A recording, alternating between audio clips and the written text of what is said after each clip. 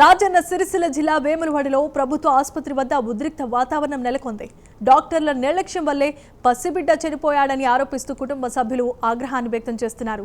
పల్లిమక్తా గ్రామానికి చెందిన అనుషకు 5 రోజుల క్రితమే ప్రభుత్వ ఆసుపత్రిలో డెలివరీ అయింది. ఏమైందో తెలియదు కానీ బిడ్డ చనిపోయాడు. దీంతో ఆగ్రహానికి గురైన కుటుంబ సభ్యులు ఆసుపత్రి ముందు ఆందోళనకు దిగారు. తమకు న్యాయం చేయాలని డిమాండ్ చేశారు.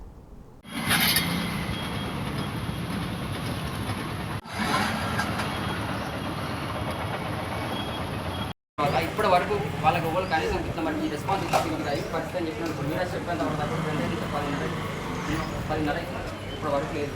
అంటే మన సివిల్ హాస్పిటల్ ఇంత బాగా నడుస్తున్నాం. యాక్చువల్గా పిల్లల డాక్టర్ గారు మీతో మీ అటెండెన్స్తో మాట్లాడాడు అన్న విషయం మా దృష్టిలో ఉందండి. పిల్లలు అంటే మీకు ఒక పేషెంట్కి రిమార్క్ వచ్చినప్పుడు దానికి కంపల్సరీ దానికి పైన రోజు కంటే ముందే సార్ రోజు వెళ్తాడు వెళ్ళడం అంటే సార్ ఆయన డ్యూటీ అయితే టైం అయితే వెళ్ళిపోతాడు. కాకపోతే కనీసం ఉండి ఒకటి జరిగిందన్నప్పుడు ఇన్సిడెంట్ జరిగిందన్నప్పుడు దానికి అయితే చూసుకోవాలి అందరూ రెస్పాండ్ అయితే బాగుంటుంది. ఇప్పుడు వాళ్ళకి అప్పటి వాళ్ళని రైడ్ తోలేసినంటే ఇంతవరకు పోతారు మన సారైతే అన్నట్టు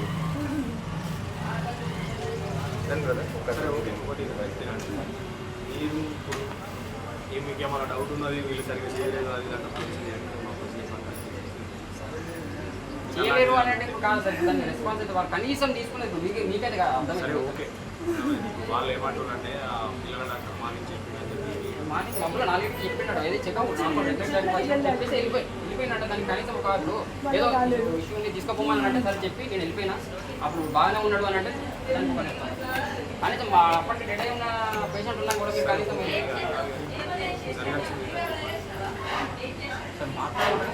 మాట్లాడతాం కంపల్సరీ. బాబుకు పాలు పట్టించి పడుకోబెట్టి రైట్ మళ్ళీ మబ్బులో చనిపోయినాక వచ్చింది. అప్పటిదాకా కూడా ఆల్రెడీ మధ్యలో 11 నుంచి మళ్ళీ మబ్బులో 4 దాకా రానేలేదు. ఉదయం 11 చూసిన డాక్టర్ మళ్ళీ సాయంత్రం 4 మబ్బులో 4 దాకా రాలేదంటే ఇది గవర్నమెంట్ హాస్పిటల్ నమ్మించిన దానికి ఇంత న్యాయం ఉంటుంది అన్నట్టు హాస్పిటల్ కూడా. మానవుల నుంచి వచ్చినాం. శుక్లానాడు పొద్దున్న అయితే శనివారం ఆపరేషన్ చేస్తామంటే మేము శుక్లానాడు వచ్చినాం. జాయిన్ కావాలమ్మని పల్లి బతకి ఇచ్చినాం. మా బుజ్జిని మా బిడ్డ మా ఇంటికన్నా ఉంటుంది. ఆడికొచ్చి మేము ఇట్లా మా అత్తమ్మ ఇట్లా ఇంటికైనా వచ్చేది. శుక్లానాడు జాయిన్ అయినాం. శనివారం పొద్దున్న ఆపరేషన్ చేసేది.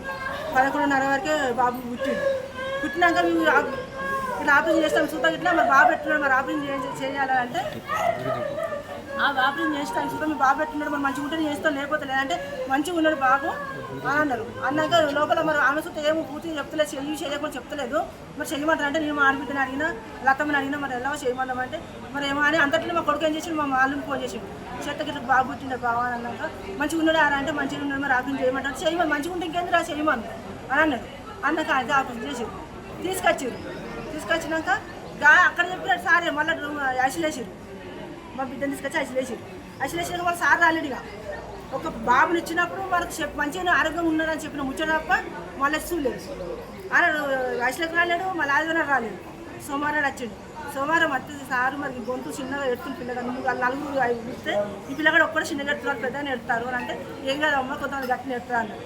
అన్నాక సోమవారం చూసిపోయాడు. మళ్ళీ నిన్న 11 అయింది కావచ్చు 11-12 మధ్యలో ఎంతో వచ్చిండు. పొద్దున వచ్చి చూస్తే నేను అన్న సారు మరి దమ్ము ఎక్కువ అయిపోతాడు బాబు దమ్ము ఎక్కువ అయిపోతున్నట్టు సారు అన్నాడు. అమ్మ కొంచెం సాస్ ఎక్కువ తీసుకుంటారు పిల్లలు కదా వేయపోతారు గట్టిగా అన్నాడు. అన్నాక ఇక సారు చూసిపోయాడు. గుబ్బ కింద మాత్రం వేయరు అమ్మ కొద్దిగా పసికలైంది గుబ్బ కింద వేయరంటే మేము మొన్నట్టు చేస్తున్నాం. గుబ్బ కింద అన్న పొద్దున వేసినాము మళ్ళీ పొద్దుసుకు వేసినాం సార్ వేసి బాబు దగ్గర ఉన్నాం. బాబుని లోపల తీసుకెళ్ళినాం. ఏడ్చిండు పాలు పెట్టి బ్లడ్ తీసుకుని కొట్టినాక కొంచెం బండి ఆడుకున్నాక మళ్ళీ ఏడ్చిండు. అటు 11 అయిపోయింది సార్ 11-12 అయింది. అయినాక మళ్ళీ ఏడితే మళ్ళీ పాలు ఇచ్చింది. మళ్ళీ వేసుకొని కొట్టినాక పిల్లగాని వండ పెట్టి మేము అనుకున్నాం కట్టే సార్ ప్లేస్ కట్టే కట్టే సార్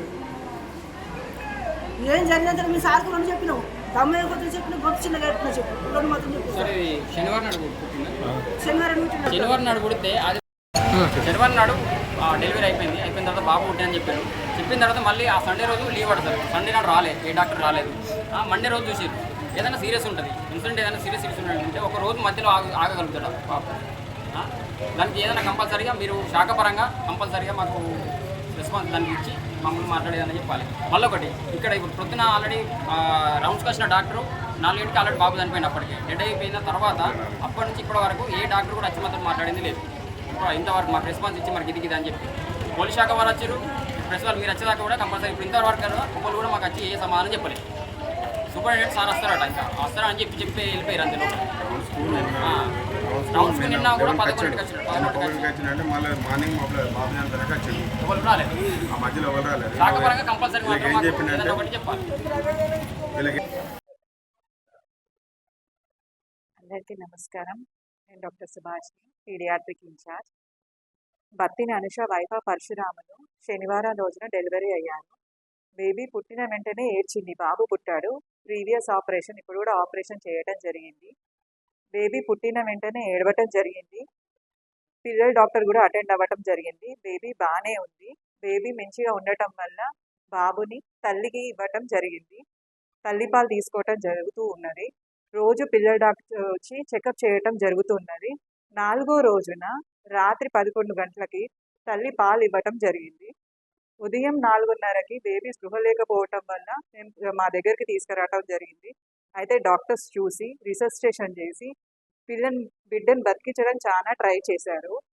5:45కి బేబీకి ఎంత రిసస్టేషన్ చేసినా సరే, మేము ఎంత ప్రయత్నించినా సరే బేబీని కాపాడడం కష్టం అవ్వింది.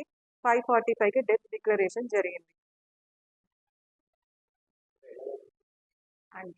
అంటే చిన్నపిల్లలకి సడన్ ఇన్ఫాంట్ డెత్ సిండ్రోమ్ అనేది ఉంటుంది. ఇంకొకటి బ్రెస్ట్ మిల్క్ యాస్పిరేషన్ సిండ్రోమ్ వల్ల కూడా చనిపోయే అవకాశాలు ఉంటాయి.